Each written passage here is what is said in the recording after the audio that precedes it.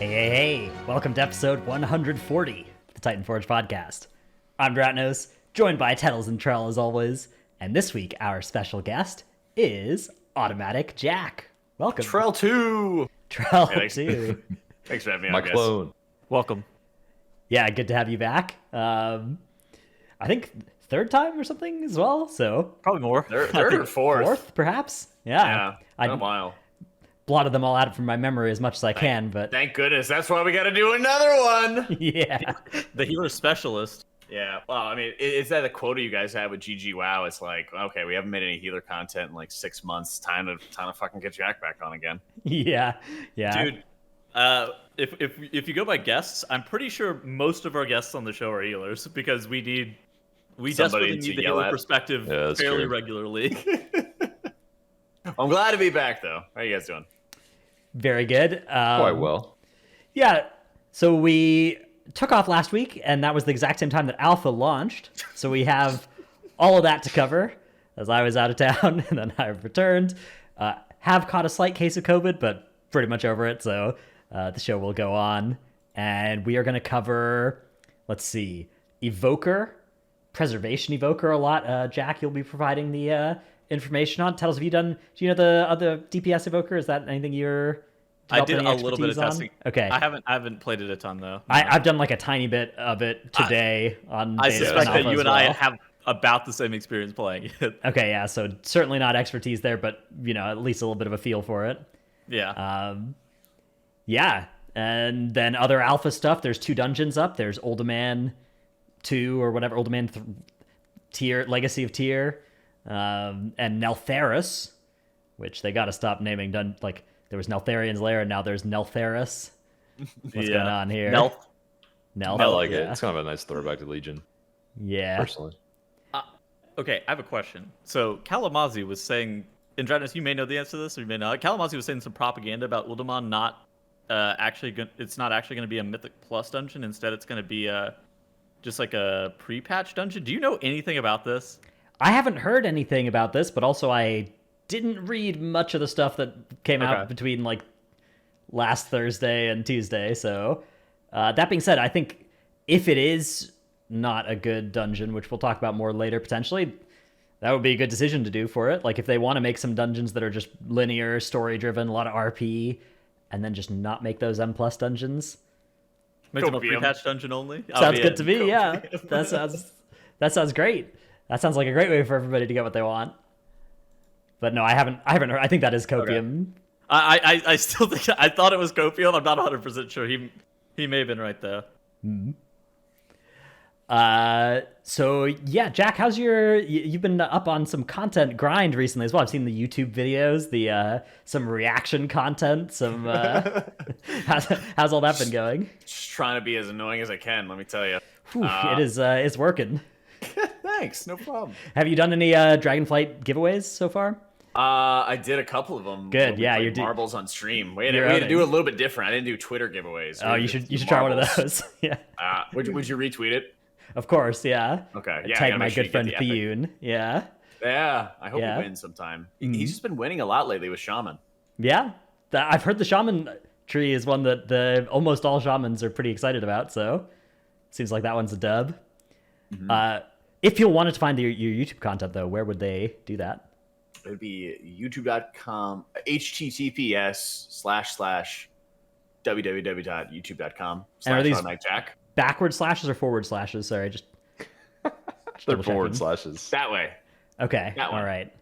They're the Yeah. slashes Any- that go up and to the right.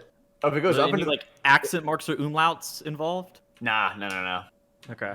None Okay. of those. Thank you for asking, though. All right, AutomaticJak. I've got like 3 Evoker videos up already, and then we're going to do some more priest content and everything like that after that. Are you planning at day. all on transitioning to Preservation Evoker instead of Priest stuff, or both? Or Oh, we'll see. We never know. Okay. I'm making this other YouTube series. It's probably a good plug for it, too. I didn't even tell you about this. Man, you're good. But it's going to be this whole series I'm doing on YouTube. It's going to be kind of like The Bachelor. And at the end of it, it'll be choosing what I'm going to main at. So there's going to be like a lot of different dates and a lot of like intimate settings and candlelight. It's going to be great. Check it out. Are there gonna be roses? I mean, there better be. Dude, I remember Preach used to do that before every expansion, right? Where he would like go through and pick his main in a pretty convoluted process. Yeah. What if we had a March Madness tournament bracket, or do we need it to be the Bachelor? Yeah. There's not maybe enough run- options, right? There's not enough options to make it the March Madness. Good point. Good point. Okay, so somebody in chat very graciously linked this. If you scroll up, it's talking about the pre-patch event for Ultimon. It seems like it may just be pre-patch. So, well, a level 60 revamp of the classic dungeon Uldaman. This is a different dungeon. Uldaman Legacy of Tyr is like a different dungeon than classic dungeon Uldaman. So I bet that this is just like Oh god. Yeah, this doesn't seem Yeah. like it's gonna be the dungeon that we're currently doing. like Uldaman Legacy of Tyr is a new. It's not just like a pre-patch revamp type Yes, thing. yes. Like Oh, so there's two different ones they're making. Maybe. basically. well, so there's just Uldaman, the classic dungeon, and then you know how sometimes in pre-patch events there's just like they randomly bring back old content and do like like you fly around Ice Crown killing old bosses or whatever, that kind of thing. Yeah. Like that sounds like something they're planning to do with Uldaman in the 10.0 pre-patch event. I see. Okay. But no, I think the Uldaman Legacy of Tyr dungeon is like a fully fledged Dragonflight dungeon. That being said, it doesn't have to be an M+ dungeon if it's not going to be good as an M+ dungeon. There was a Legion dungeon that wasn't an M+ dungeon, right? There was a Violet Hold. So there's precedent that would've been for not M+ing super a dungeon. And that was back Less- before they had the tech of bringing old dungeons instead. You know, Yeah, speaking of bad dungeons that have time-gated events where you only fight one pack at a time, they should have left Mists of Tyr and Scythe out of the Mythic Plus rotation this expansion. This expansion. Yeah, that's pretty much Violet Hold. I think that Mist was one of the better dungeons they had. It's definitely one of the ones where, like, if you do exclamation point keys and you see a mist key, you smile, right? Yeah. Not if you're looking at my Raider IO Season 3 summary. Yeah, so let's plug. talk a little bit about those Raider IO Season 3 summaries. Excellent plug. Holy Yeah, shit. for anybody that wants to do these, this just the Raider IO Shadowlands SL3 review. You can go and generate yours, and it'll tell you, all the specs you played with. Everybody, I don't know, do you guys all look like this? With the Yes. this is the Yep. Raiders, I guess, would see this up here. Yeah. You never had a prot warrior in your group? I played Prot Warrior myself in groups. I never, but because I was a tank, I, didn't play with one very much. My only thing was missing was an outlaw rogue. I see. Dang, I had them all this season. Oh, even Yeah, Feral. I had them all. I had 18 feral occurrences. Oh my Oh, I goodness had one. gracious! Yeah, single feral. That's what I want to call it, an occurrence. I had 167 feral druid occurrences. Oh my god. Man, Those aren't occurrences; those are incidents. at that point. Yeah, it has been 0 days since our last accident. what was 100 everyone's worst dungeon though? Let's go find. I'll find out for me. 'Cause mine what do you mean? was missed. If you mouse over the dungeons, your most run dungeons, it'll show you the percentage of them that you ran that you got in time. I didn't Oh look. yeah. So you have to mouse over all of them. But my worst was missed with 76% completion rate. Oh, It was bad. Apparently, everybody's best is necrotic wake because you just zone out if you mess something up. Like that is a dungeon. it that doesn't you count mess if you zone out. So Well, of course not. yeah, okay. So Oh yeah, I guess that makes sense. that does pollute this data somewhat. But Yeah, I have 100% necrotic wake. yeah, look, Solia's Gambit is one of the few dungeons that I 3-chested this expansion, and also the one that I only timed 56% of the time. It So was HOA surprisingly. It was only 68% in time. It's a hard dungeon. damn, I owned in Plaguefall 94%. But no, But yeah, Gambit. Growl on 99 necrotic wakes had 100% of them in time. Yep. God damn, that's crazy. But I mean, you zone out if you mess something up, so it Yeah. makes sense. Yeah. 0.7 seconds closest key in a 25 Mist of Tyr and a Scythe. Not the closest I've ever had. Back in... Actually, let me see if I can go pull this up. Hang on, this is gonna just put up this so I can go find it real quick. Thanks for watching. No, hang on. I gotta find an show over? old screenshot of something, and I'm doing it in Discord, which means I have to hide real quick. Okay. Okay. Oh, my necrotic wakes were all 100% in time too. Wow, Mhm. I did not know that. We're pretty good. This was my Thank you, closest ever key. Under by I point remember zero this. zero 0.001 seconds. Oh, dude, I remember Oh, this. I remember that too. This was, and I missed a cannon shot on the last boss in Siege, and then I hit it the second time. Okay, yeah, so that's the Radar IO recap. If you haven't done that, you literally just go to the page and click a button and Yeah. link your BNet or whatever, and it generates it for you. It shows you, who you've done all your keys with and everything like that, your score and these interesting little tidbits. So, Wow, I didn't even look at all these success rates, but every single dungeon of mine are 75% success or higher. not bad. It's always such a waste of time to like finish a key unless you're pretty close to the end if you're depleting. I feel like. Yeah, that's the problem. The problem with the stat is like, it's really like it does answer like, do you just complete the key or do you hearth out when you're depleted, right? Because, yeah.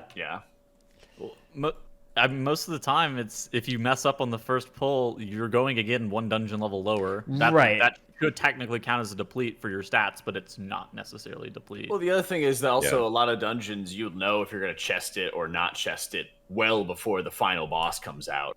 You know, usually you're Right. chesting something by 30 plus seconds or more, and then if you're like, oh, okay, we just don't have enough time for this, you just leave. Yeah. All right, in other news, the Winds of Wisdom experience buff is back. It is back beginning this week. 50% experience buff on live. So only until Shadowlands Season 4 starts, although my guess is they'll do this again before Dragonflight, but Yeah. still, if you're looking, and they might not do that, it's a good time to level up some characters. So go and take advantage of that for the next 2 weeks if you need some new max level characters.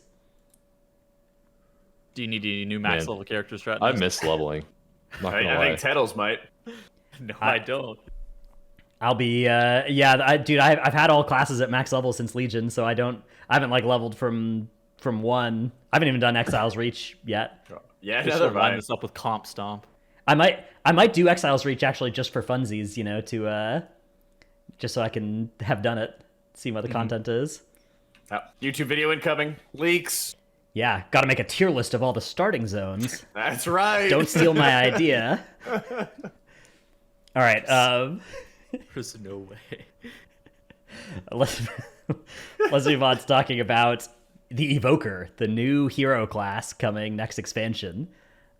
So the biggest thing about the Evoker is many of its abilities. It's got 2 specs, right? It's got a ranged DPS spec and a healer spec, and many of its abilities in both specs are 25 yards rather than the more standard 40 for ranged abilities.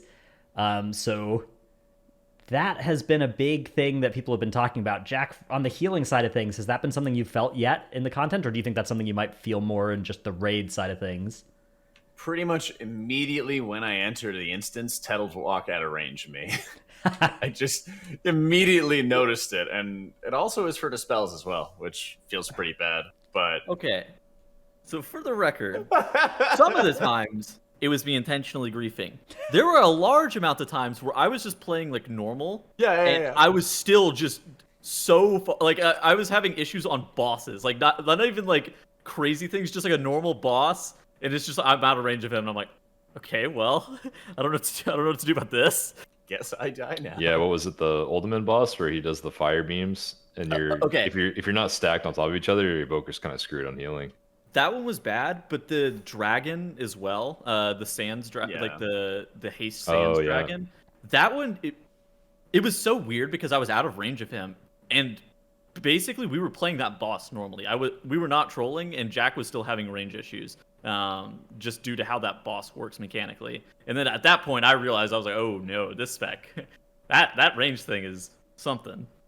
I don't think it'd be a problem in organized play on any of those bosses, but I think in pugs or just like new groups to instances, that's going to be an issue. Because like I'm sure eventually we'll stack the sands and move as a group, because it seemed like there were so many of them.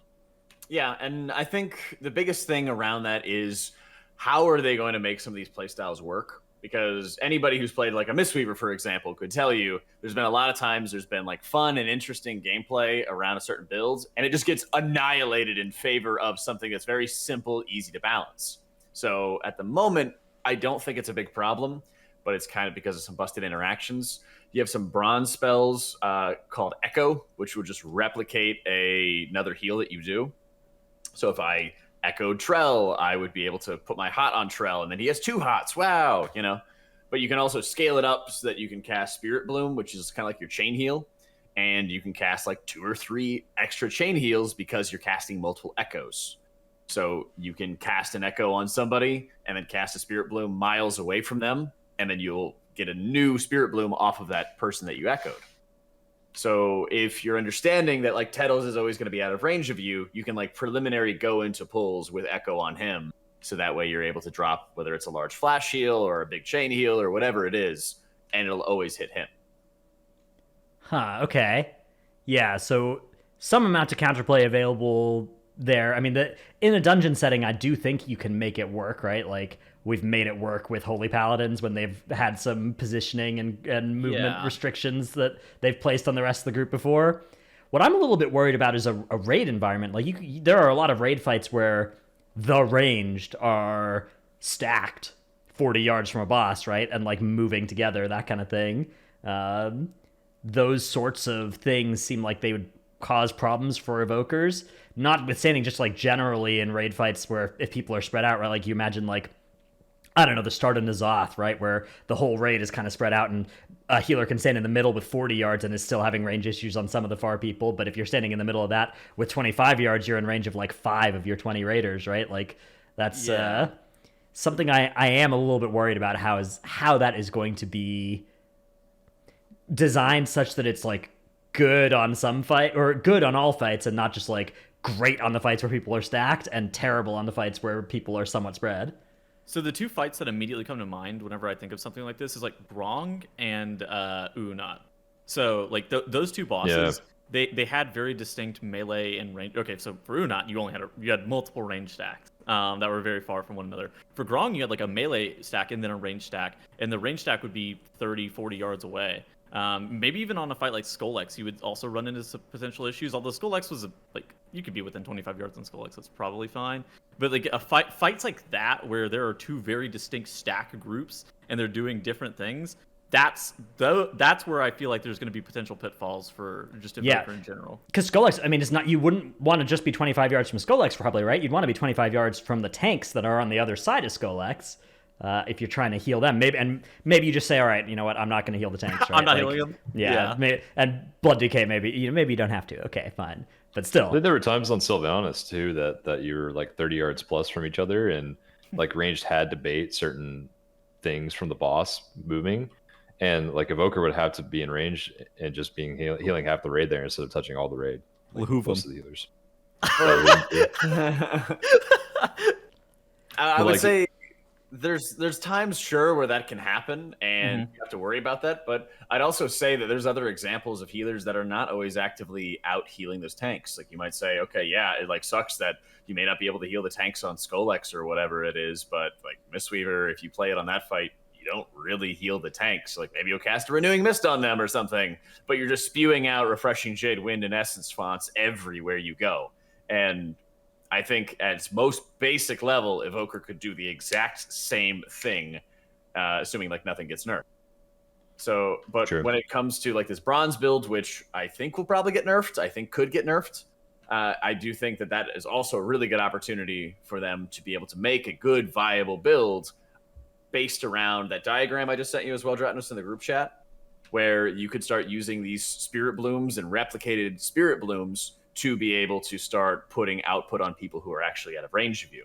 So if I cast Echo on Tettles and I actually had him practice this in the dungeon, I had him run as far away from me as possible. He ran out 100 yards in one direction. I went out 100 yards in my direction. I cast a reversion on myself, and he still received that reversion hot. So you don't have to worry about those requirements, but you do have to think a little bit more about who it is you're targeting and what the positioning is going to be. Yeah. Tettles, can you put that diagram in the notes? Yeah. I mean, it's good. That specifically is really good for some things like Mithrax or bosses like that, where you're going to have a couple of people that are off really far doing their own thing. You do still want some healing on them over time. Something that I think is really strong about Evoker is they're defensive. Just looking at it, like they're tank defensive that they can have, that thing that creates your stagger. I feel like just that as a cooldown is so cool. So what happens on this is the yellow targets are who you're casting Echo on. Mm-hmm. And so if you apply Echo, and you can even do this with Stasis, which will hold 3 spells that you cast. You can activate Stasis, cast an Echo on Bob, cast an Echo on Steve, cast Spirit Bloom on Mary. So Mary will get the heal first out of Spirit Bloom, and then Spirit Blooms will also be cast off of Steve and Bob to heal those targets and 3 nearby allies. And then if you hold them with Stasis, the exact same thing replicates again, where an Echo gets applied to Bob, an Echo gets applied to Steve, Spirit Bloom gets cast on Mary, and then the echoed Spirit Blooms cast off Bob and Steve once again. So you do have a lot of range to it as long as this build stays alive, but I'm a little worried that they could just annihilate this build and then just become an Emerald Blossom spammer. So, yeah, for this to work, you do have to have range to everybody when you're casting the echoes on them, right? Like, you have to... Correct. So that's the other challenge. But that's also where the talent tree can come in and say, oh, well, like, you might be having people go and run out their Azurite lines or something on Jailer, and you'll be out of range of them because of the range requirement. Mm-hmm. But if you're running into one of the talents, let me see what it's called. It's on the right side, called Timeless Magic. It is a 3-point talent that you can take that will extend the duration of Echo by 2 seconds per stack. So you could get a 20-something second Echo, and that would allow you to be able to put Echoes on a variety of targets well in advance of damage going out, and then cast your Spirit Bloom or whatever it is that you want to cast so that it'll replicate onto those targets. Okay, so it sounds like the 25-yard thing is something that you're optimistic can be overcome, although maybe based off of the strength of having like a strong enough build that's going to do enough HPS to make it worth doing that, right? Exactly. That may get nerfed. Yeah. So like the talent build is definitely not perfect. There's some issues of like bronze overlapping on like green in some areas, but like if they really wanted to, like the pieces are there to be able to put 2 distinctive builds together in an efficient manner where you're not overlapping on stuff that you just hate, and be able to have variety. Whether or not it's not just going to be better to like mash the Emerald Blossom, and you could maybe use an Echo build for when you're forced into range, like that would be fine, I think. How often do you think it would be a thing where like you completely just cannot do a boss due to the range requirements? Maybe like once an expansion, twice an expansion?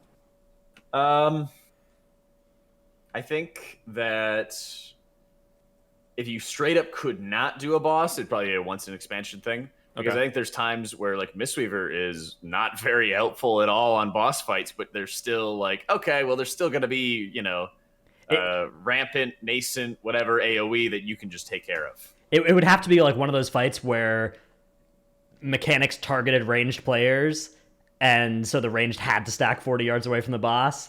Like in that exact kind of case. But even then, you could still heal the range stack if you were standing in with them, right? Like, yeah. It's not gonna be completely. It's never gonna be a thing where it's completely not doable. It's just like, okay, it is almost a detriment to be bringing that, and I think it's like it's not that popular to where. You know what? How bad would it be though in that situation that you couldn't hit the boss at all? Yeah, I mean not a huge is there going to be a spot like that where like really top end guilds with meta re-rolling healers wouldn't play Evoker? Yeah, definitely. Like I think that. Yeah, if you can't hit the boss, 0 damage from a healer, I feel like that's terrible. It's not just the damage though, but it's also the resource generation. Mm-hmm. Yeah, that's it. One of the things in my React video on YouTube, by the way, that they didn't really talk about enough was using Azure Strike, which is an instant cast spammable ability that will help generate Essence Burst. Essence Burst is kind of like a clear cast. It's like a proc that allows you to cast Essence abilities, namely Blossom for AoE healing or Echo for bronze stuff. It allows you to cast it for free. And I don't think that they talked enough about how much you need to reposition yourself to set yourself up for damage, and what the hell you're going to be doing while you're repositioning. You're going to be mashing this Azure Strike button, which means that you need to be within range of the boss as you reposition yourself. Makes sense. Okay, yeah. So, does yeah, I mean, like, I'm sure there will be guilds that will use Evokers just all throughout everywhere, but yeah, my guess is that unless it's like OP healer territory, there will be a lot of fights where, like, on Mythic Prog, it would look kind of sus, but Evoker does have some interesting, unique effects that it's bringing, right? The first Evoker in your raid is bringing a rather interesting raid buff, right? 15% cooldown reduction on everybody's major movement cooldown. How irreplaceable are we feeling this raid? This is a raid buff where if every raid buff was of this power level, I would be down. I'd be fine with raid buffs, TBH, because I don't think I would mind if I didn't have this in my raid. I think it's like nice bonus, You know what's funny? They picked Life Grip for Priest and Death's Advance for Death Knight. Like, I look at the list, and I'm just like, okay, these seem reasonable. Life Grip? And then I look at Priest, and they picked Life Grip as the button that they're reducing cooldown bond. Okay. I mean, for specs like Windwalker 2, that just doesn't make a difference. Like, you always have movement for everything. You may not even spec into Life Grip on some boss fights, though. Yeah, and you may not even spec into Death's Advance as well. What are they going to do if you... That's the funny thing is, like... Classes have so little if you don't talent into them, right? Like you have like legit 5 spells when you create your character if it's not if you don't talent into it. So 5 spells and 1 passive or something. Yeah. all of these things where they want to make interactions with people's major cooldowns or whatever, you just have to assume they're being talented into. But like talenting into Death's Advance and stuff, like of course you're obviously usually going to do that, but DKs do not have to have any movement buttons if they don't want to next expansion. It's, none of those are baseline. Yeah. I love that it's just Life Grip as the pick. It's like, oh yes, that's a real movement ability thing. Well, Feather would be like the best, right? But like the problem with that is that Feather's optional, like it's up against Body and Soul, right? And I don't know what they would. I don't know what they would do for Shadow Priest if Shadow Priests take Body and Soul. I don't know what Shadow Priests do. What they should do is they should have like a priority list of like, if you have this talented, it's this. Otherwise, it's this. Otherwise, it's this. But I imagine that is hard. Yeah. Okay. I think the other utility from the Evoker, the raid buff, really, really troll. I think the other utility that the Evoker brings is quite strong, though. Like, what is the other utility titles? I mean, it's like there was that group-wide defensive called the Zephyr? AoE damage reduction. It's like Zephyr looked really good. That thing seems so overpowered. Like, just the thought. Okay, so obviously as a healer, you're going to be able to get that fairly reliably, and more often than not, you're probably going to be talenting this. Just the option to even get that as a DPS as well. Like for some situations, that just as like a raid-wide CD, I can see that being so strong. Like we think about like AMZ's power level. That's just AMZ against AoE effects. Well, it's not the entire raid. It's everybody within 25 yards, but that, No, it's your It's party. only your party, right? Oh, party members within 25 yards. Is it not the whole raid? No, it's party members. Hey, But it's definitely still a really more good. It's a Mythic Plus better centric AMZ and it's a better darkness. Hands Well, down. for your party, that's a lot worse than... No, I think it's a lot better than them. Okay? So let me give you the argument on this one. You're dropping AMZ and you might say, oh, the whole quantifiable benefit of AMZ on the raid is reducing this damage up to a certain threshold. But if the damage is too high, then not everybody benefits from AMZ, right? Yeah, but... It's like some players... It'll be like one flash hit. Yeah. Imagine like one flash hit, but not everybody gets it equally if it passes the threshold, correct? I think that it does, like, if it's happening simultaneously, I think it does give everybody, like, 10% DR instead of 20, 20, 20, 0, 0, I think. Okay, but so now that you say that, I'm not 100% sure.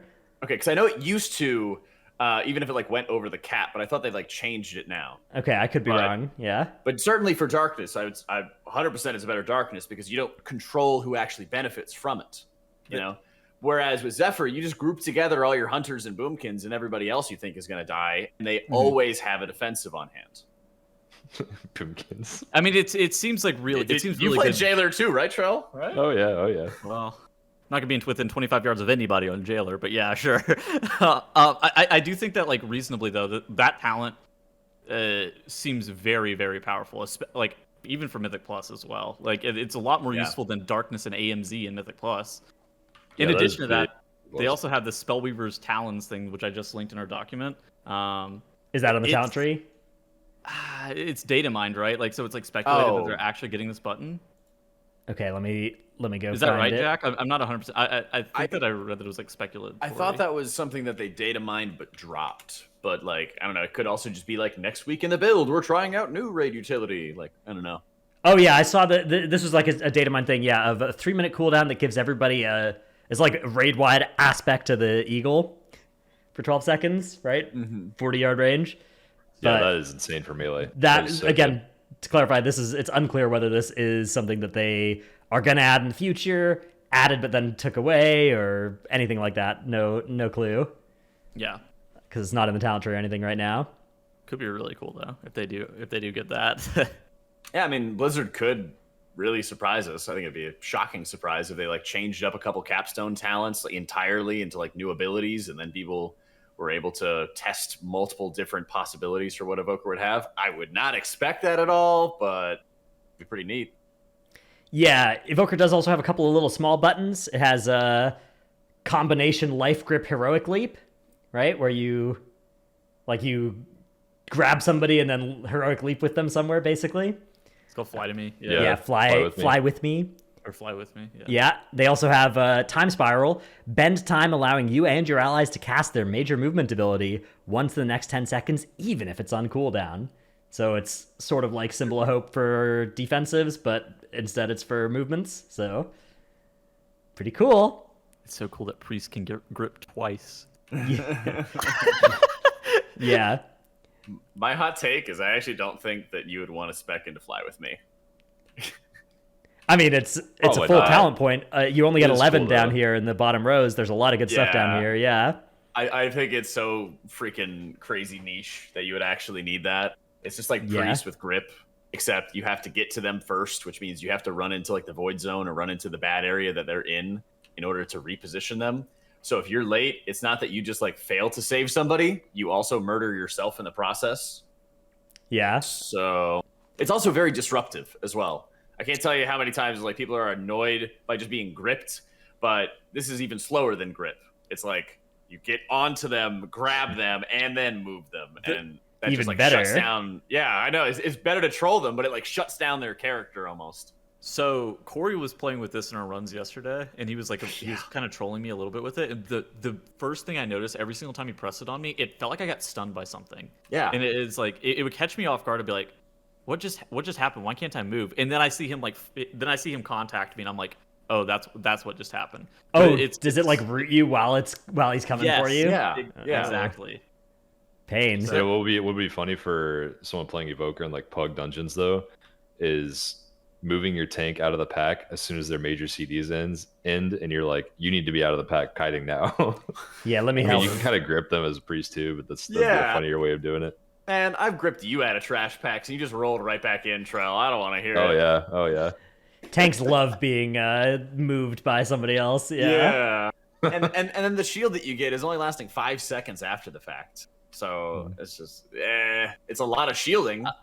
But it was something that I would probably only spec into if I was like specifically trying to keep like one person alive who just kept dying to XYZ mechanic, and I would grip them in advance of it or something. Like, And that's 2 talent points to do it as well. You have to get Fly I With think Me it is. and the shield. It's got to be super niche. I think the only thing Yeah. I can think of off the top of my head that would be cool in dungeons right now would be Echelon. You could like fly someone out of the boss stun coming down on them if they didn't get the curse dispel on them, and you did. But then you have a Maybe. 1 minute cooldown and Cauterizing Flame where you could dispel any effect besides a magical effect. You could dispel bleeds, curses, diseases, poisons. I think that's all of them. Yeah, it's like a friendly dwarf racial, right? Yeah, it's like Stoneform class except tree, no magic. class tree, right column. There it is. Yeah. Like That this thing is nuts. It's a 1 minute cooldown, and it does not go on cooldown if it doesn't dispel anything. It doesn't heal as well. That's a banger. Unless it dispels So something. that's really cool. Yeah. So if you accidentally are pressing it at some point, it works just like a dispel, where it doesn't go on cooldown. It just costs you the mana that you wasted. Yeah, I So- mean, this is nice as well because you can't be a dwarf, obviously, if you're an evoker. So this does mean that evokers can dwarf racial themselves at the very least with this. It is Yeah. nuts. I will say their utility looks quite potent. I mean, and then you just like think about the implications of what they can do in Mythic Plus with some of this utility as well. Their breath, they have a stun, like Devastation, they have a stun on their breath. In addition to that, like just the Drakthir utility, they get a knock-up, which is, it's not a stun, by the way. It's just like a knock-up. It's basically a knockback. And then they also have a knockback on top of that. So Yeah. I like the Drakthir race by itself also gets 2 fairly strong Mythic Plus Yeah. buttons. And there's this roar as well that increases the too, duration of incoming crowd control effects on the targets by 50% for the next 10 seconds. So, Cool. you know, you just want to come in and do an old Legion leg sweep for 5 seconds, you can with you just pressing roar them first. And it's an AoE soothe if you talent it to the next thing. And its cooldown gets reduced by 20 seconds for each enraged dispelled. So if you're doing 5 target pulls on Raging Week, you literally can just, every single time the pack rages, you can soothe them all and also make the next AoE stun hit them for, twice as long. Yeah, that's Slightly less huge. useful, It seems pretty good. That is so good. Yeah. I think that, well, I mean, it's only useful on Raging Week, and I feel like Evoker would have to be good before you would. It's something definitely to consider, but I think Evoker would have to be good before you would be like, okay, yeah, we're bringing them because of this. Yeah, Sure. yeah. It's a cool effect, yeah. It's definitely cool. But that's the thing is, like, you can spec into different directions with that class tree and find other things that are very similar in, like, oh, this might be niche. Okay, I'll just take this other niche thing. Oh, I don't want to take either of those. I'll just take damage and stamina. Like, those are all good too. Mm-hmm. Okay. Is this enough Evoker stuff? Was there other Evoker stuff to cover? I think that's enough. Well, we didn't talk about devastation that much. Oh, yeah. right? A little bit about the DPS side of Evoker as well. Who plays that? Yeah. I was looking at it a little bit. I mean, as far as I can tell, there's 2 builds, right? There's the red spell build and there's the blue spell build on the right Yeah. side of blue spells. That Pyre build seems to be the best, and from playing with them in dungeons, they have a lot of on-demand AoE. It's a lot of it is like frontal based and stack, but like it does seem very, very strong with how fast they're able to do a lot of their damage. They also have infinite spell effects. It's like a fireworks shop. It was very lit up in melee where I was standing. I think it's pretty similar to the Fire Mage damage output with Flame Patch. Mhm. Where if you can tank the mobs and the Flame Patch or the Firestorm, I think it's called, then they're going to do pretty well with that build. Yeah, they do need to make sure that they're like aiming their fire breath and hitting everything with that, which is obviously like that's the whole charge mechanic. I guess we haven't talked about this for Evoker, but both specs do have some spells that are like new channel thing where you press and hold the button and then you release it and it fires, and at different stages along the thing it gains power and effects. Interesting mechanic. I will say I found it to be quite counterintuitive how like the button worked for it. I found myself like canceling the cast, and like I wish it auto fired when it reached full charge and I didn't have to time it myself at that as well. There's a way you can like change the option of how it casts as well, which I think is better, to do the one where you have to tap it twice rather than like press and hold. But Agreed. it's definitely like it is a weird way to cast spells. It's something I'm not too hot on. The problem, very jarring. one of the problems they have is they added click casting, kind of like Voodoo or Healbot, which you guys like speaking foreign language to you guys about it. But basically, you click the frame in a certain way and it'll cast a certain spell, right? But for an empowered spell like Essence Bloom, when you cast it on the frame, you don't have any way to activate it. You have the press and hold or the hold and release, and neither of them will actually activate it. So you have to cast the ability and then just wait for it to expire. It doesn't actually have the interaction for click casting. Ooh, unlucky. That's yeah. interesting. Yeah, that's hard to be compatible with that kind of thing. Yeah, so hopefully they have a fix for it or something. This class is definitely like the Lost Art classes. I think a lot of inspiration must have been taken from that game if anyone played that. Yeah. There was a lot of like charge up and hold and then release for a big damaging or healing ability in that game.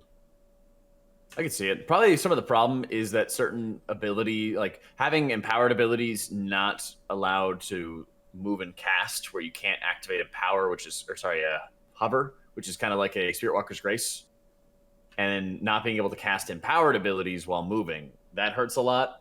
But also certain other abilities that are like Essence Spenders, namely like Echo and Disintegrate. Disintegrate is like your damage dump, which is also blue Ice beam. Yeah. Mm-hmm. It's like super badly tuned right now, but if they actually made it a viable way for like preservation to be able to spend excess essence and be able to move and regen mana from it, then that would be pretty good. But the problem is you have to have hover up to be able to do it to begin with, and a lot of times you're using hover, which gives you like a dash and then allows you to move and cast. A lot of times you're using that to be able to cast Living Flames into the boss, to get better procs of Essence Burst, or you're casting living flames into people to get healing on them, or you're casting echoes to set up bronze healing. So you have so many different things that you want to be able to cast because you can't do anything with the empower abilities or with something like disintegrate even when nothing is happening. That was a lot, but yeah. Yeah, that's good. I have felt definitely some tension with the Evoker rotation, like even just messing around with some of the red build damage thing against target dummies as well. Definitely felt very positionally restrictive, and yeah, I felt pretty locked in place. Not to mention, like, there were only a couple of spots against like a line of 3 training dummies where you can actually hit all 3 with all of your abilities. So yeah. It is something that you're going to have to pay attention to, and in dungeons, you're going to have to be very cognizant of your positioning. I don't think that's inherently a bad thing, though. Frontals. But yeah, it just takes time. It's like your setup and support abilities you can do very mobile and very quick and easy, but then like the abilities that actually heal take a lot of time, and you have to plan. The DPS spec actually does infinite passive healing, by the way. Yeah, there's actually a lot of good like cross damage, cross healing that you can do. With Fire Breath, you have it for Healer Evoker, and then your Living Flame will cleave onto a variety of targets. Yeah, you do that with the damage build too, right? And then it sends out the Healy Livy Flames. Exactly. And then they also have the mushrooms, right? The Eternal Blossoms. If you have excess essence, you can kind of dump it for dam. That's the thing. It feels weird. As like a healer, if you use the disintegrates, it's just worse than spamming Living Flame, though. Like they gotta adjust the tuning, though. Yeah, that's never fun. Not being able to use your spender. The again, for those who don't know, the mechanic, like the essence is it's kind of like combo points that just build up over time. I don't know how to. You have five spots for essence, right? I guess they're kind of like runes, and they they charge up 1 at a time, and most things that cost essence cost 2 or 3 or whatever, and I think runes is probably the appropriate one. It's. I don't know. Isn't runes like 2 at a time or something? Runes, you can have 3 runes charging at once, but essence always just charges 1 up at a time. So yeah, it is new, but closest I think to runes. Yeah. All right, let's move on to our tip of the week segment. I have failed to gather a tip of the week for this week. Currently, I'll see if I can think of one. Trell, do you have a tip of the week? I'm kind of running dry on tips. I almost did a lawn care tip of the week, but I do have one this week. And do you want to do a lawn care one, and I'll take your one? No, I'm gonna keep that in my back pocket. Damn it. Okay, go ahead. So rerolling your keystone is currently bugged on live servers, and it has been for some time.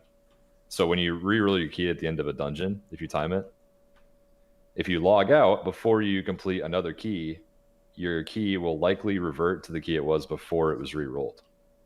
And so you can have 2 options for keystones if you do it right. And so if you put it in the bank before you log out, it'll stay as the re-rolled key. But if you keep it in your bags and then you log out, it'll re-roll back. So you can kind of choose which key you want based on that. Until they fix it, of course. I'm sure it's a top priority fix that'll be delivered soon to Mythic Plus, the most quickly fixed game mode. It's been better over the years, okay? It has. It's been good recently, actually. Yeah. Yeah. I was gonna say I don't know if we want to talk trash. They've been pretty good on tuning a lot of different stuff. Jack, how about you? Do you have a tip of the week? I don't. So if you don't, it's fine. My tip of the week is going to go out to our game developers at Blizzard Entertainment. My quick tip would be make bosses in Dragonflight dungeons deadly and challenging like we've seen out of the first 2. So keep up the good work. I like that. I don't want to see any more like Halkias bosses, which are like walking trash cans. Make only bosses hard damage? To heal. Oh, Halkias is a very deadly boss whenever I'm tanking it. that boss is spinning around 360 slamming somebody. Yeah. Trell was trying that on the dragon boss we fought. We're like, does it have a tail swipe? He immediately starts spinning it as much as possible. It does not have a tail swipe. On heroic, we don't know yet. True. Yeah. Yeah, that was interesting though. I think in the Neltharis at least, a lot of the bosses had mostly party damage instead of tank hits, which was like usually it's at least 50-50 tank damage, party damage, but this one felt more like 25% tank damage, 75% party damage, which was pretty cool. Big fan. Big fan. Even the trash was like There was Yeah. a lot. There was actually a decent. We're gonna talk about it in a second. But there's a lot of trash that didn't do much, but there was also a lot of trash that did infinite like group damage. Mhm. I'm hyped. I mean, you want to make healers not just be 50 PS or something. Like, have us actually get some stuff to heal. Let's go.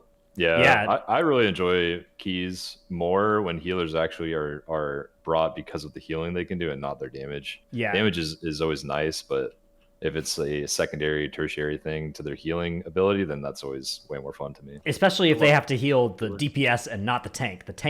If the tank's able to keep themselves up Yeah. and the healer has to heal the DPS more, I think that owns. So this sounds good to me. Yep. So far, so good. All right, Tuttles, what are we looking at in this clip from? Looks like still from Shadowlands. Yeah, it's a Shadowlands clip. I think I'm I've not heard about this exactly- happening. Yeah. Oh, is this the one that I sent to you? Yeah. Oh, yeah. Okay, that's where I saw this. Yeah. So this is the last boss of Necrotic Wake, not like doing like an island expedition health reset and not having its health go back up. Yeah, okay, so this is a viewer of our show that sent this. And what they said about it was that they reset the boss while being sent downstairs. Like everyone died except the person being sent down. So then when they came back up, the boss was like still frozen in that mechanic. Huh. And so he stayed at 30% health. Pretty cool. Pretty good tech. Wish I'd known how I to was do gonna that. say. I would have timed some Necrotic Wakes that I otherwise depleted. Same.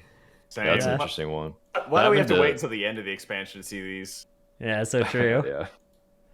That happened to me once too. We my buddy that plays Hunter accidentally pulled the boss and then feigned. And it like got the timers going on the boss. So then we pulled the boss again 30 seconds later, and I was the only one in combat for a split second, and he sent me downstairs as the tank. So we all died. Uh-oh. We only find bad bugs. We never find good tech. So true. So true. Okay. So you got to pull with the spear. Let's move on to talking about these new dungeons. We've got Neltharis and the Uldaman Legacy of Tyr dungeons to cover. Uldaman is, or the second one we'll talk about, and Neltharis is the first one we'll talk about, which we have some of the old TTV Trelsky VOD to look at here. We just play this as B-roll. I think Yeah. this is good to just like blast in the background when we talk. So what's the TLDR of this dungeon? Okay, Oh, so this is a fun one. it's like, I would say aesthetically it's kind of similar to Blood Maul Slagmines, except it wasn't cringe like Blood Maul Slagmines was. If you remember that from Warlords of Draenor. Oh, yeah. Blood Maul Slagmines was awful whenever it was current, but I think that like aesthetically with like all the mobs that they have and kind of just like the feel of the dungeon, it kind of feels very similar, except the biggest thing is like these are wide corridors, and I am a big fan of how they have this set up. It is a linear dungeon though at the end of the day. They're also just massive mobs. Like they were fun to fight. You could see they looked epic, that you'd see everything that was going on easily. I like that. I'm fine if we can't see our characters. I need to see what these guys are casting at us and throwing at us. Like, I love that. Okay, you see that fireball? Yeah. That thing does just okay. So you can only pull so many of these. Kills you. So many of these. I don't even know what the guy is. It's hard to see because of the UI. Can you like stun that or line it or something though, or anything like that? You can you can stun the orb to stop casting. That thing does the most damage though. Like I swear that cast, if it's channeling like that orb on a player, it owns you. You say it was linear, but it looks like there's some choice here about what you're going to pull, Yeah, there's right? a lot of choice. I was convinced here to do a massive pull. Ooh. Weird. Who would do that? Oh, you got the fly to me Once to I got start the next flown. bit. That is so cool. I think it was Corey. Yeah. So it's linear in the sense of like you have to go a specific direction, but it's the room is so wide open and these mobs are so big, like you always have choice with which packs you're pulling, and so you can pull like one of two packs more often than not. I love and that. Just and just like get your count in a different direction. So like if you wanted to, we could have even grabbed like that full left cubby and not have pulled any of that stuff on the right. And that kind of stays true to the whole entire dungeon. In addition to that, I feel like the trash here, there's a lot of trash that does like infinite group wide damage, but there is a lot of mobs that are fodder. Specifically those birds. I don't know if you could really see them in that pack, but there are just like a bunch of birds in these dungeons that don't do anything. There's like these rock ellies as well that basically do nothing except for they have like a magic dispel on them. Like you want to It's a shield. Yeah, like a magic shield on them. You probably want to purge it, but like there are a lot of mobs that don't do a lot, but there's a decent number of mobs that do a substantial amount of group-wide damage, not tank damage, which is surprising. Huh.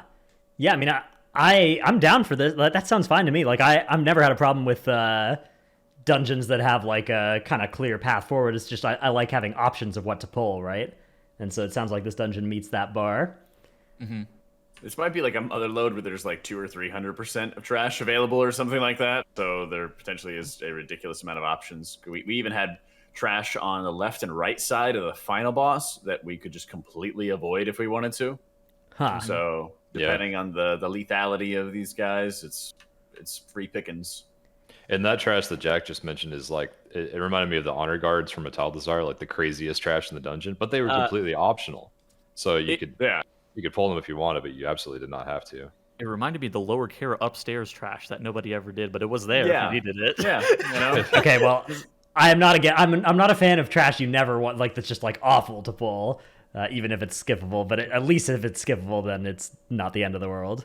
There was a bird, and it was really, really cringe, like a big bird. Yeah, a big bird. Okay, yeah, most of those that I know are pretty cringe. What was this boss, or what were the bosses in this dungeon like? This is the first boss we came to, the mammoth boss. I can't remember his name. He charges. He was mostly a tank and spank from my memory, but he does the charge into the wall. I don't think he even had a tank hit at all. Huh. It was all group damage and just dodging. Yeah. He'd like frontal one player and like deal some damage into them. He'd do like a charge into the wall, which I think dealt AoE damage, and that was kind of it. Huh. Yeah. How about the other bosses in here? How did they all mostly feel? They're better. Hmm. There was There's a a big AoE blacksmithing boss, Mm-hmm. and he would just like pulse out weapons and go back to his anvil and like smash the party and everything like that for predictable damage. That was pretty fun. He would send out a lot of like shock waves, kind of similar to Painsmith, but they weren't like spikes coming out of the ground. It was more of just the waves and the different patterns that you would send out, like the tank mechanic that they had to deal with on Painsmith. So that was pretty cool. So it was just movement and watching your feet. I feel like overall, though, I would rate this dungeon fairly highly. So, like in regards to the things that are important, are the bosses really oppressive? Do they feel bad to play? I would say that overall the bosses weren't super intrusive. They were pretty cool. Yeah. Yeah. And then like in addition to that, like their trash design and like the ability to be able to pull different packs while at the same time, like it was linear, but it wasn't linear in the sense of, oh, okay, these are the mobs that I have to do. That was really nice. And so it wasn't like, it's not the most open dungeon ever, but it is pretty decent. I don't like this backtracking though. Well, this is a shortcut, but Yeah. there's definitely some time waste moving across the wings of the dungeon. I was like, should I roll here? Yeah. That funny. Okay. How about the Uldaman dungeon, Legacy of Tyr? How'd this one feel? Troy, you want to take lead? Yeah, I mean, this dungeon, I think it ended up being better than we thought on the second run we did. But the first run we did through it, we kind of pulled slow because we were looking at the mobs, and it seemed just way too linear. Like, Temple of Sithralis was the closest comparison I could think of. Super, super linear. You could skip like maybe 2 packs total throughout the entire key. The bosses felt okay, I think. Kind of some interesting bosses. The first boss is just 3 dwarves, and it's heroic, so we kind of just blasted them before they did anything, but we might see some of the footage here. Yeah, let me skip ahead to when you actually started fighting stuff. Okay. I will. Okay, in the second run, we were aggressively pulling trash. It did feel a lot more like a dungeon, but it's like a 5 boss instance, very linear, incredibly narrow corridors, and that's something that it's like, okay, so they talk about Ian in multiple interviews talked about retooling old legacy dungeons and kind of like bringing them up. I noticed that a lot of the trash was different mechanically, the bosses were different mechanically, or we got different bosses.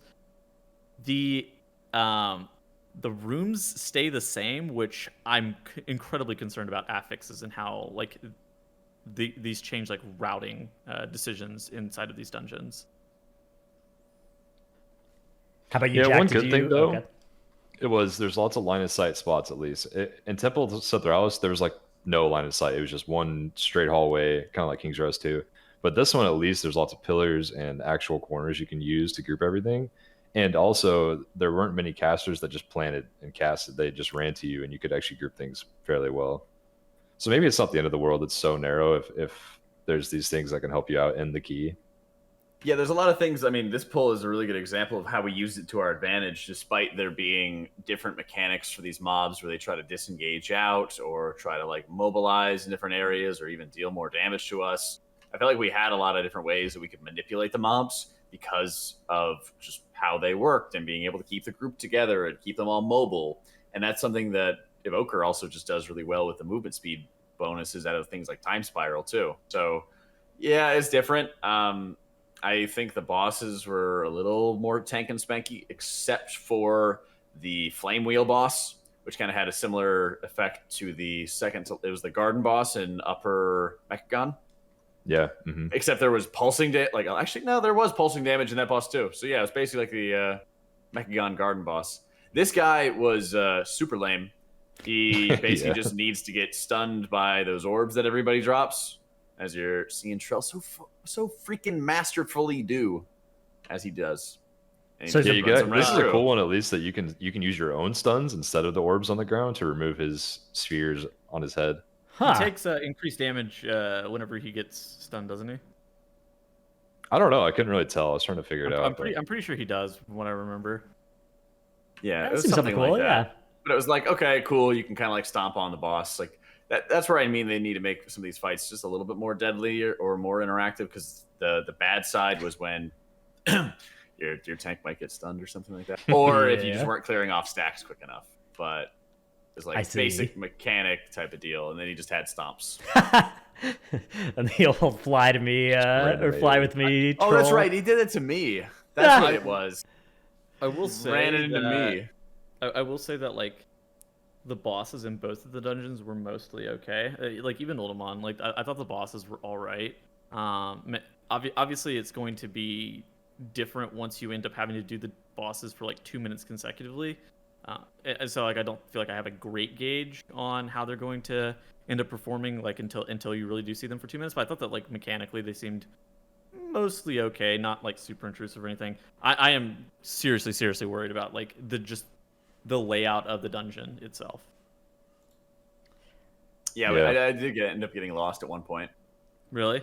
Yeah. Oh, dude, this we didn't even talk about checkpoints. So Oh, checkpoints. True. Yeah, Neltharis I don't think had a single checkpoint. yeah. I'm But at sure that's least just alpha they're all, like- things. I'm sure. Well, I I mean- mean, where you Oh, it's just the wings though. Is it like? Yeah, there's just wings accessible from the entrance. Okay, right then maybe away, it doesn't I need guess. checkpoints, right? Like This It's a- one though, Old Man massive has fun fact, one yeah. checkpoint at the very end.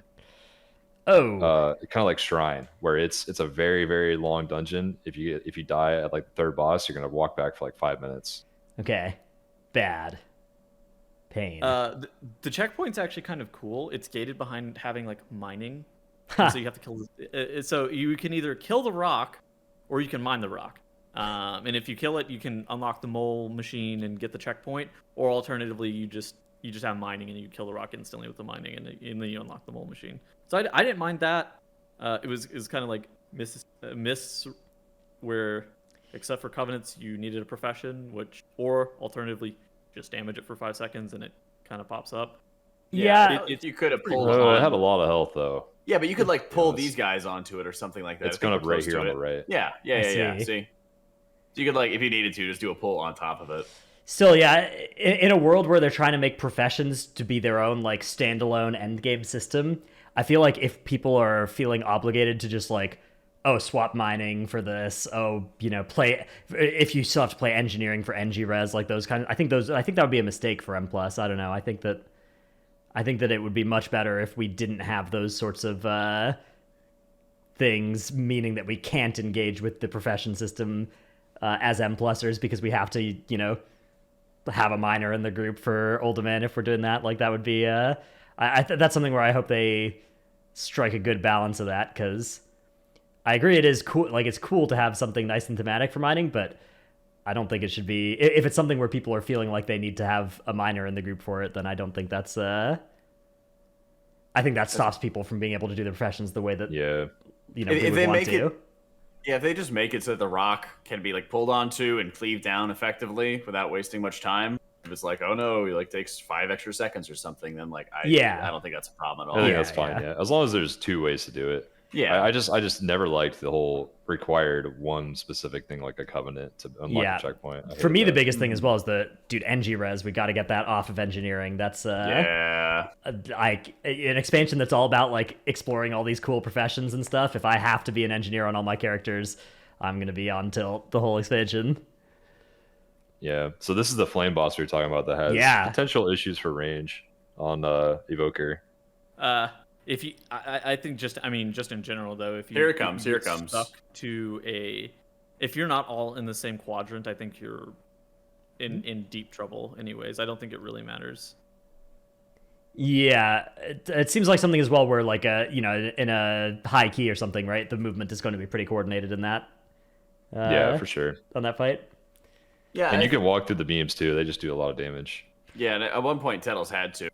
And so like in this fight, it was making sure everybody gets to. I didn't mean it to be like a flame like that. Sorry, but this is also like a highlight of the Blossom though, of Emerald Bloom or Emerald Blossom, whatever it is, and how annoying this is as like an essence spender. Is that you have to cast it at a player's current location before it explodes, and not where they're going to be. And so when everyone's kind of just pinwheel moving around and trying to heal everything up, that's where it can get extremely, extremely annoying.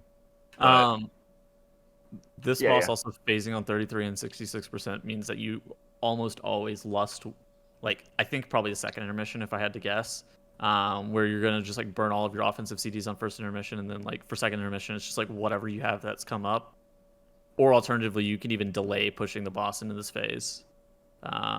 Yeah, true. It's nice that it phases on a percentage and not time, because that means it'll scale well with Mythic Plus. What also Yeah. means that we're not gonna have to do 3 of them. Yeah, that is Or nice. 5 of them on Tyrannical. oof. Oh no, yeah. This phase is very, very hard. Like, Yeah, that's where we the lost amount, people. the amount of pulsing AoE that you have Yeah. here is unbelievably high. I think in general, having that sort of premise of being able to heal on the move is pretty good. It's just is one of those execution heavy type of deals that, like, if they had a normal heroic for people going in their first time, that beam should probably be very slow or not deal much damage or something, or just be like 1 beam instead of 2. Yeah, that boss felt like the hardest boss we did by far. Yeah. But I think it's just one of those coordination things, and once all the healers are actually having sufficient levels of throughput, because I noticed like Evoker does like 2 or 3 times as much healing as everybody else. That was a huge problem for healing dungeons in Alpha. So yeah, you have the buttons. It's just learning the keys and planning out your movement around it. But so it's possible at the moment, even though it's difficult. One other thing we've learned about M Plus is the M Plus dungeons in Dragonflight Season 1 are going to include Court of Stars and Temple of the Jade Serpent. How does everybody feel about this selection of dungeons for our returning cast so far? There will be 2 others, I guess, as well. Love Court. I'm actually kind of hyped about Jade Serpent, to be honest. I have a lot of good memories in that dungeon. I can't wait to see that water boss. I'm concerned about both. I'm interested to see what they do. Like, so with how they changed Ultimon, I think it's really interesting. But I think that there are some things that they probably should be looking at doing, or maybe, they probably should be looking to do for both Court and Temple of the Jade Serpent, just in regards to for like Court. There's some stuff with professions. You were talking about how you don't want to feel like you're locked into professions. I think that like they maybe should look to open up all of the buffs, and you're only able to like pick from 3 or something like that relative to what you have in your group, or maybe pick from 4. I guess it would be 4 relative to what you have in your group. That way you don't feel obligated to like have profession stuff. In addition to that, like there was some stuff with like the enforcer spawning, but overall I'm a big fan of Court of Stars. But I think like the profession stuff, it was really cheesy in Legion. People complained about it. Like they were mostly fine with Court because it was an easy dungeon. But people complained about it whenever Legion was current. And I suspect that it's going to be similar if like the traps and stuff like that don't get fixed.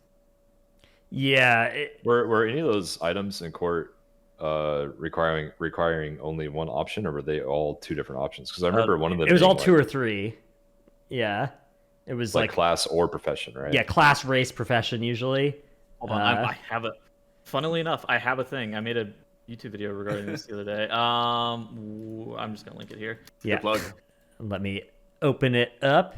I have a thing because I made a YouTube video for it, but like in addition to that, like what are you gonna do about Evoker? Yeah, true. I mean, you could just throw Evoker onto the onto one or two of them, or onto one of these, right? Put Yes, Evoker on but- one and Drakthir on another or Oh, something. that's a good screenshot. Yeah. Yeah. But you You see, made it's like, this? No, somebody linked it to me. Oh, okay. So you made a video I was like, about this. I was like, you made this? No, I didn't make this. Somebody linked it to me, but I did make a video and I used the screenshot. Okay. So like lower left on the map, there's a goblin gnome engineering It's the requirement. engineering Yeah. orb, yeah. Mhm. Yeah. Up top, there's alchemy or rogue. Yeah. Monk or DK for the barrel of brew. Yeah, that was the health thing, yeah. Yeah, and then the blacksmithing or hunter trap that was just absolutely mandatory for The blacksmithing moonkin, the combination that you never see. yeah.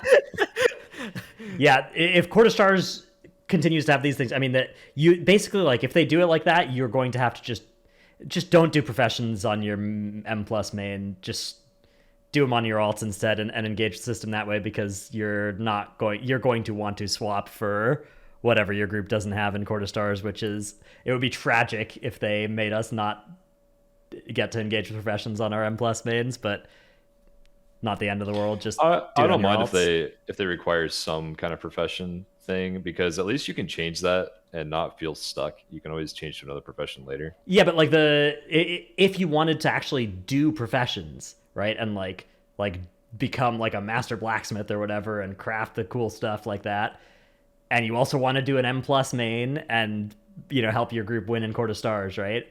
You can't. Yeah. You should not expect to be able to do both of those things on the same character. So just do it on one of your alts Well, instead. My That's thoughts so are like, as a monk player, I would go leatherworking for raid in the beginning of the tier, gear up with leatherworking and the mythic raid loot, and then once the tier's over, swap to mythic plus professions for super high keys. Because until then, it shouldn't matter that much anyway, so far Yeah. as we've seen. Well, because you're not really somebody who wants to like do professions as like a content thing that you just do for fun, right? So Yeah, like you would that's just be using it for gear and stuff. But if you are somebody who wants to do professions, unironically for fun, do not do it on your M plus main. But that's why I think that they should have all of the options available, and it shouldn't just be RNG inside the dungeon to where you could actually like pre-plan your route relative to like the buffs you could potentially get relative to like the comp you have.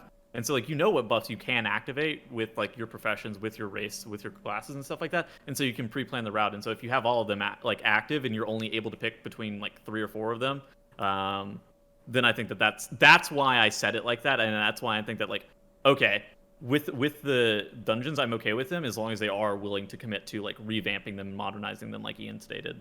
Man, you're just gonna try to make more work for Dratnos and all of his routes. Yeah, Dratnos just make all these different combinations for our classes and everything. Well, for Dragonflight us. will just say, okay, these are the best like this is the best combo of things.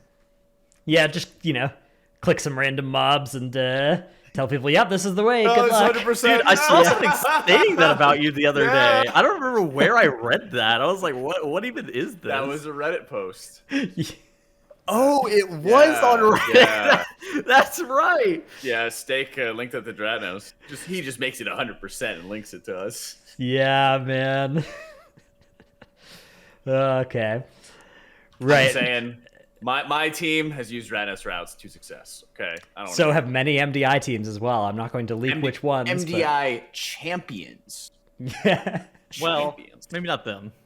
Well, most MDI teams name their routes it and share it. Apparently, in the admins always send me screenshots of it. Dratnos route as. Yeah. All right. Let's see. Got a couple other things from the alpha we could just rapid fire here. The Shaman talent tree has come out, as mentioned earlier. Reactions have seemed generally very positive. I don't know. Yeah, cool. Any words on that, Jack? I don't play a ton of shamans, so take it with a grain of salt. But I do really enjoy a lot of the things that they brought back and some of the things that they've kept. Of the shaman things, because I had to play it for splits every tier this expansion, so it was definitely not my main, but I had proficient enough with it. I really enjoyed Primordial Wave gameplay, so I really like that the option is there. For those not in the know, it basically pushes you away from like a chain heal build. So if people are spread, you can actually do that. You can have a little bit of a pseudo ramp. Some of the utility totems look pretty nuts. I was kind of worried on the class tree of being able to have like too many options and feeling bad for not getting them. Some of the smart people who know Shaman said it's not going to be that big of a deal, so I trust them. So yeah, it seems to be pretty fun. I might actually start playing it some more often once I get all the priest stuff done and Evoker stuff done. Dragon riding has been on alpha, and also like a Drakthir soar, which is the same thing, right? Yeah, Very right, poggers. So sick. That was actually really cool. I think everybody loves it, and the you can tell it's good when everybody complains that, okay, why isn't this everywhere, instead of people complaining about the feature, right? But that's basically all of the like negative Nellies are talking about, like, oh, why isn't Dragon riding replacing main riding everywhere? Here's my negative Nelly though. Okay, when I was like 8 years old, I had this great Nintendo 64 game called Diddy Kong Racing. Okay, Same. And when I was playing by myself, there were time trials that you could do, and it would show a ghost version of, you know, Diddy Kong and everything, and you would be racing against yourself with that. Okay, but like, why can't I have my ghost version of my Evoker as I'm trying to beat my best time for the 20th go? Okay, I want to have at least like a ghost Evoker to race against. I see. Okay, That's it. That's it. Give me that. I will say that just for getting out through the world, it is very, very good. I'm a big fan. It's so good. Like, I like the videos that keep popping up with people comparing Dragon Ride speed with the normal flight speed in certain zones. That's really cool to watch, because it's like 5 times faster or something. Yeah, but it's like it's sort of skill based as well, right? And instead of just hit auto run, which is pretty cool. Yeah. You are actively engaged with moving around in the world, and that feels great. Yeah. Like I hope that they take a long time to give us dungeon portals for Dragonflight at this point. I wanna go around and explore stuff. Long time. Yeah, like a year into the expansion, you know. I think that's fine. Yeah, it'll be whenever you can complete a +20, so a year and a half. Master Mere titles. You bozo. You guys are catching strays. I don't know, whoever wants to be offended. He's talking about you. Master Looter's coming back, sort of. It's group loot, right? So it's like, yeah. I don't know how that. What's the difference? TLDR, maybe? So group loot's like it's like the role. It's like need the versus greed. Pass. Yeah, it's the need greed Okay. pass, like pop-ups every single time you loot the boss. But then you could technically just loot them Everybody all pass. to one. Yeah, you could have Yeah. everybody pass, and then you just loot them all to one person, and then they ML it out. Okay, yeah. So it is functionally ML for groups of consenting players, but if you don't want to have ML, you can always get your roll. If you're gonna be a freak and just like roll it. Yeah, so well, but like you know, Oh, gosh, oh, no. some of the ML abuse cases where people were having Master Looter against their will, they'll be able to, you know, roll on items now for. But yeah, like, obviously the TLDR for this is like every good guild will just fully ML, because that's a power level increase. So we're gonna do that. Good change. Yes. Hope that healers and tanks are ready for some dungeons. The other upside of this is there will be more healers and tanks looking for dungeons, so that will help the M+ runs get going. Exactly. Because that is the only place where you will be getting loot on those rolls, I'm afraid. Literally, just bring back Spirit. It bothers me so much. No, like, bring back healer-oriented stats and, like, I don't know, bonus armor for tanks, question mark? I guess tanks. Dodge rating, parry rating. Screw it. Like, why not? Like, why don't we have certain pieces of gear that should just get pushed into certain roles instead of, like, having, at least with Final Fantasy, it was fine because I'd get, like, totems that I could turn in later for gear. It's like, it's been 4 weeks. I can guarantee get the piece I want. But Yeah, bring back spell hit. MP5, right? MP5 and Spirit were different stats that did similar things, yeah. Same potato. They're both mana regen stats, yeah. But, like, yeah, bring that stuff back. Like, actually make it a factor in being able to choose how much that you're going to have. Early on in tiers, you want a lot of it, and then later on in tiers, you reforge out of it. Ooh, maybe bring back reforging. Jack be has cool. been hitting the copium train really hard lately. I mean, we've had nothing but time to dream about what this new expansion can be, Coming okay? to a local YouTube video near you, Jack talks about the implications of spirit and reforging. Let's do it, man. You want to join? You can be in my video, too. I don't know. As my resident innervate bot. I'm pressing it. Yeah, exactly. You don't have to, because I'll have spirit. It's glorious. Oh, I forgot to mention that about Evoker, by the way. They have a pseudo innervate. Innervate. It's like might, or blessing of might is how I would describe it, right? Is it? Yeah. Well, you mean wisdom, but it's wisdom. it's like you cast on somebody, and then when you use your chargey up releasey spells, it gives them 0.5% of their mana bar for each stage of the charge up it did, or something. Something like that. It's closer to wisdom than innervate, I think. But I mean, it's just like it's just like mana pots them, right? Basically, when you press it, pretty frequently, yeah. Okay. We got a couple of Q&A questions to get to, but first, get to thank the supporters of the podcast over on the Patreon. They are Paul. Just because you're trash doesn't mean you can't do great things. It's called Garbage Can, not Garbage Cannot. All my healer friends are excited to play Evoker, so I'm going to roll Paladin. Janos' Dino Pillow, Chromed, Trekkie, Chewy. Dragonflight Alpha is fun, but remember Torghast Alpha was fun too. Good point. ZivXX, Salty Senny, Necris, Sinmora, Tankdill, Nevuk, Bradceratops, Eevee Survival Main, No Trick, I forgot I was sub tier, Dymat, Lufer, Rework Mistweaver, check your Raider IO season recaps, it's like a yearbook for WoW, Nyx. Hey, does anyone know how to get to the dark web? Asking for friends. This is a Tettles tweet that came out. Your parents asked you how to get to the dark web? My mom texted me. It was literally out of the blue. I just look at my phone and she goes, "How do you get to the dark web?" And I just look. I was like, "What? What is this question?" Why did she need to get to the dark web? I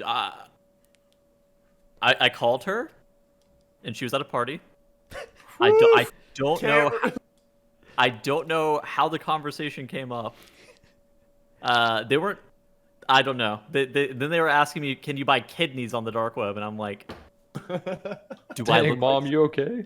Do I look like somebody who another knows? one? Do I look like a knower?" Gallic, Brusif, Dratnosaurus Abyss, Memed Ham, US Tichondrius will talent dispersion because Tettles said so. Uwu feels okay, man. Insanity, Xena, yeah? We had a conversation on the last show, Jack. I said that Shadow Priests are legally required to talent into dispersion.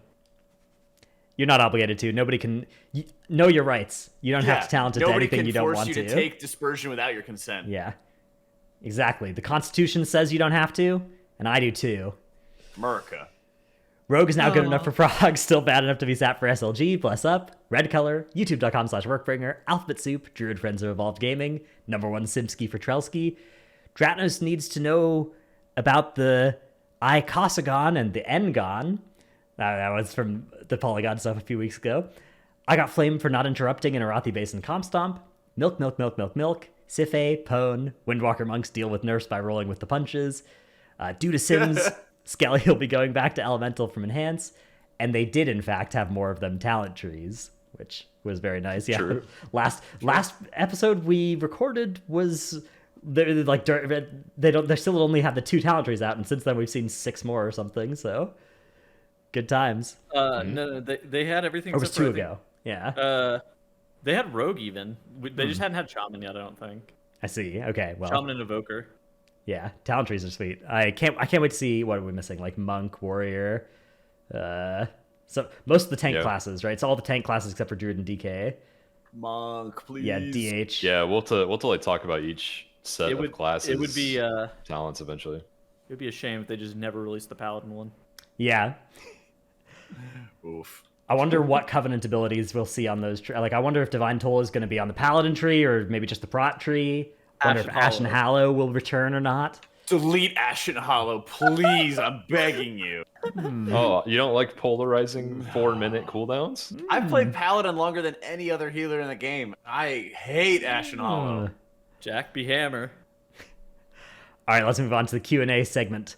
First question comes from Hero Suitcase, who says, how would you feel if Blizzard moved all tanks' active mitigation to their primary damage abilities? So, like how Brewmaster, like Keg Smash is for Brewmaster right now with the 4-piece, Death Strike, and Shield of the Righteouses.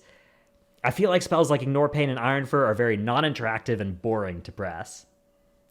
Trell, what do you think? I mean, I disagree. It depends on the patch, honestly. Sometimes Iron Fur and Ignore Pain are very impactful, and sometimes they don't do anything. Like this whole expansion, Ironfur feels very, very minimally impactful, unless you have like literally 5 stacks of it during Incarn.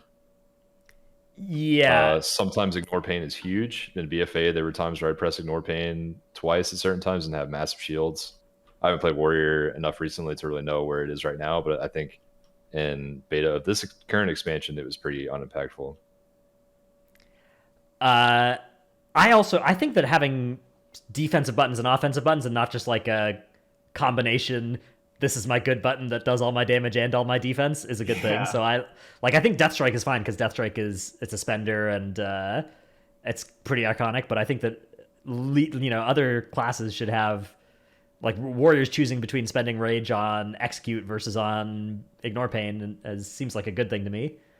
But don't you think that, like, Death Knight today, with the 2/4 piece that they have, is not really much choice at all, because you'll just activate DRW and then just mash the living daylights out of Heartstrike, and you're like, yeah, good button, I parry everything. And then you Death Strike a fraction of the amount of time, and it's, correct me if I'm wrong, but it's like more efficient to just overcap RP to make sure that you're spending all your runes. So if you ever have to overcap, and you also never want to Blood Boil if you can help it. Like Blood Boil is like your last priority, which is really crazy. Yeah, so like sometimes it's not that good to have like those things. There's not really any daylight between your damage ability and your Healy ability or defensive. Yeah, that's a good example of how polarized that spec like Blood Death Knight, because then they won't complain. I think really good design. Oh, sorry. Go ahead. Oh, I didn't hear what you said, Toodles. Oh, I said except for whenever people are allowed to play Blood DK, because then they won't complain. Oh, tanks like to live. Shocker. I will say DK, like, obviously current DK is like really strong. It's fun to get to play DK, but DK is more fun when it's a little bit less strong and a little bit more reliant on good death striking to live. For sure. I think the best overall design, though, before we move on real quick, is like Brewmaster currently, every time you press Keg Smash, it reduces all your brew CDs by a lot. It heals you for a lot, and it increases your maximum health by a lot. So it's like the best of both worlds in 3 different ways, defensively and offensively. It does a lot of damage too. That's your best damaging ability. It just feels good to press, I think every tank should have a button like that. Yeah, I mean, I don't have a problem with there being strong buttons in tank kits that like you should press on cooldown or anything like that. But I like Brew has a degree of when should you press your Purifying Brew, right? When should you press your Celestial? Well, Celestial, I mean, obviously Celestial. you don't want to leave that thing off cooldown for too long, but yeah, there's still some gameplay to it, which is what I'm looking for sure. All right, next question, second to last one, comes from Tough Grandma, who asks, will Evoker healing be doable using mouse button bindings in Voodoo? Will the spell power-up feature work? Jack. They need to. I brought it up a little bit earlier in the show with the same with the click casting, yeah. It's the same exact story. I would hope that Blizzard would see it. I put it in the feedback. I tweeted at them. I'll go drive over to Irvine and hold the sign out in the street. But I hope so, because I love using Voodoo, and that'll be a big requirement for using Voodoo and playing Evoker at the same time. A solution, though, is in the click casting section. If you go into the options, you go click casting, you can set like all of your abilities to be mouse over macros. It's kind of like an all or nothing thing. But technically, you could just do that and then mouse over somebody and then hit your button and do it that way. But obviously, like, people don't want to like change and augment how they're playing the game for years. So I understand the frustration. There's workarounds for it at the moment, but it's annoying. All right, and then last question comes from King Brano, who says, why do you think it takes Blizzard ages to do balance patches for M+ and PvP? And is it likely to change for Dragonflight? So we talked about this. We've talked about this past couple episodes of, obviously we complain from time to time about M+ balance. I think there's a couple reasons for it. I think one is just like they're generally reluctant to risk messing up the balance and like making people's characters bad that are currently good and screwing up the game, like, because it's worse to change something and have the game be bad after changing something than to like leave it alone, right? And so I think that's part of it. I do think it would be better if they balanced more frequently for M+ and PvP. Is it likely to change for Dragonflight? I wouldn't count on it. they've been aggressively tuning dungeons and raids. Yeah, like so dungeon mechanics have been tuned more recently in the past 6 months or so. Raids have always been tuned pretty, hands-on, right? They're very polished. Yeah. Yeah. And they get tuned frequently. I think that's the difference, though, between like having generally polished class interaction but not perfectly balanced versus making sure the content that you're polishing is very good. Because it's also like, I know we always talk about having like a class team and everything like that, and these are the people who are making all the classes and abilities and everything. But I'm pretty sure, I don't know for sure, citation needed. I don't think that they do that the entire time every single day they go to work. I'm pretty sure it's not like Mort Dog and the gang who are like looking at the balance numbers and looking at the stats and the whatever to make a change. I'm pretty sure they're just busy making other content for the next patch and the next expansion and the other thing. So like taking them away to like do a quick balance pass, or maybe they like schedule it of, I don't know, every 2 weeks of like, let's see how things are. Okay, like maybe later on we'll do this when the next patch comes around. But unless there's some kind of like big fire, usually they're like busy making other stuff. It is certainly a massive misconception that there is a balance team and then a class design team and then yeah, it's like they have a lot of teams for making content, but like editing classes isn't really content in and of itself. It's not. Well, yeah, I mean, in addition to that, there's not like 10 developers doing like one function and 10 developers doing a different function, stuff like that.